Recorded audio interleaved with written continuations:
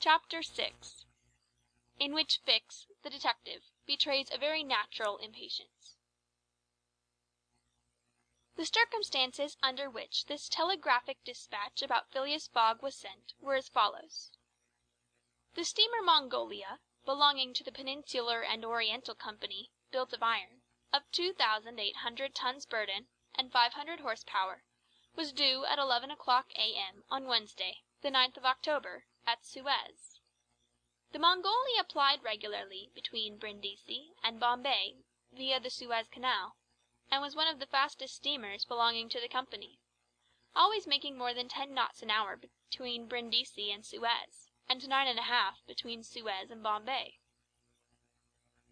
2 men were promenading up and down the wharves, among the crowd of natives and strangers who were sojourning at this once straggling town, now, thanks to the enterprise of Monsieur Lesseps, a fast-growing town. One was the British consul at Suez, who, despite the prophecies of the English government, and the unfavourable predictions of Stevenson, was in the habit of seeing, from his office window, English ships daily passing to and fro on the Great Canal, by which the old roundabout route from England to India by the Cape of Good Hope was abridged by at least a half. The other was a small, slight-built personage, with a nervous, intelligent face, and bright eyes peering out from under eyebrows which he was incessantly twitching.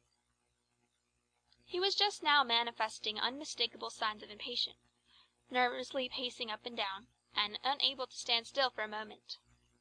This was Fix, one of the detectives who had been dispatched from England in search of the bank robber.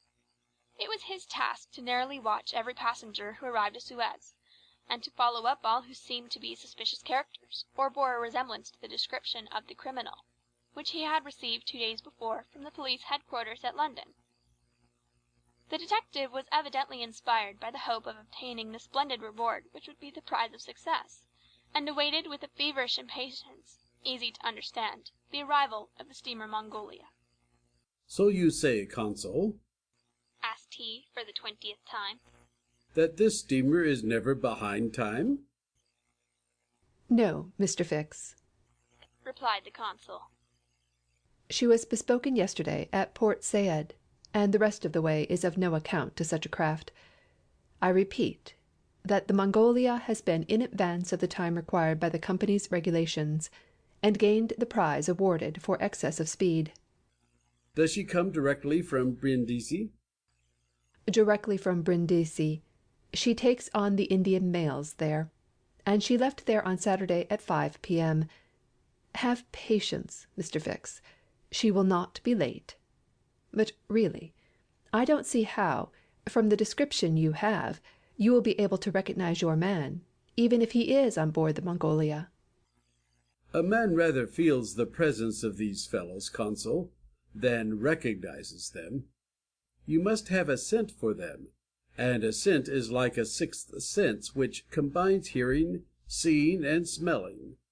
I've arrested more than one of these gentlemen in my time, and if my thief is on board, I'll answer for it. He'll not slip through my fingers." "I hope so, Mr. Fix, for it was a heavy robbery." "A magnificent robbery, Consul. £55,000. We don't often have such windfalls. Burglars are getting to be so contemptible nowadays. A fellow gets hung for a handful of shillings." "Mr. Fix," said the consul, "I like your way of talking, and hope you'll succeed, but I fear you will find it far from easy. Don't you see, the description which you have there has a singular resemblance to an honest man?" "Consul," remarked the detective, dogmatically, "great robbers always resemble honest folks. Fellows who have rascally faces have only one course to take, and that is to remain honest. Otherwise they would be arrested offhand.